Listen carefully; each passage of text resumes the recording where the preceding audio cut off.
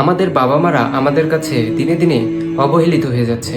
কুরআনুল কারিমে সূরা ইসরাতে আল্লাহ তাআলা বলেছেন, ওয়াকাদা রব্বুকা, তোমার রব তোমার প্রতি যা ফরজ করে দিয়েছে, যা নির্দেশ দিয়েছে, আল্লাহ তা'বুদু ইল্লা ইয়া, তাকে ছাড়া আর কারো ইবাদত করবে না। ওয়াবিল ওয়ালিদাইনি ইহসানা, পিতামাতার প্রতি নমনীয় হও, শ্রদ্ধাশীল হও। ইম্মা ইয়াবলুগান্না ইনদাকাল কিবার, যখন তাদের বয়স হয়ে যাবে, তারা বৃদ্ধ হয়ে যাবে। আল্লাহুম্মা আও ইলাহুম্মা, একজন অথবা উভয়ে। ফালা তাকুল্লাহুম্মা উফ, তাদের প্রতি উফ শব্দটাও করবে না। ওয়ালা তানহারহুমা, তাদের সাথে খারাপ কোনো শব্দ ব্যবহার করবে না, তাদেরকে ধমক দিবে না। ওয়াকুল্লাহুম্মা কাউলান কারীমা, তাদের সাথে সুন্দর ভাষায় সম্মানজনক কথা বলবে। তাহলে স্পষ্টভাবে বোঝা যায়, পিতামাতা যখন বৃদ্ধ হয়ে যাবে, বয়স হয়ে যাবে, তাদের সামনে উফ শব্দটাও করা যাবে না। আমরা অনেক সময় এটা করে ফেলি, উঁচু গলায় তর্ক করি, অকথ্য ভাষায় গালাগালি করি, সামান্য কোনো কথাতেই ক্ষেপে যাই, বিরক্ত হয়ে যাই, যেন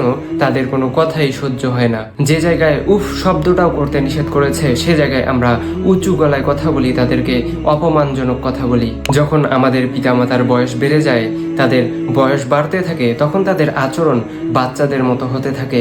এই সময় তাদের প্রতি নমনীয় হতে হয়, যত্নশীল হতে হয়। অতএব তারা ভুল কোনো কথা বললেও অথবা ভুল কোনো আচরণ করলেও, সহিহ ইবনে হুব্বানের হাদিসে বর্ণিত রয়েছে, পিতামাতার প্রতি যারা খারাপ আচরণ করবে, তার শাস্তি দুনিয়াতেই দেওয়া হবে।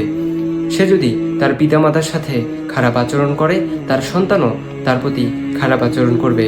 সে যদি তার পিতামাতাকে বৃদ্ধাশ্রমে রেখে আসে, তার সন্তানও তাকে বৃদ্ধাশ্রমে রেখে আসবে।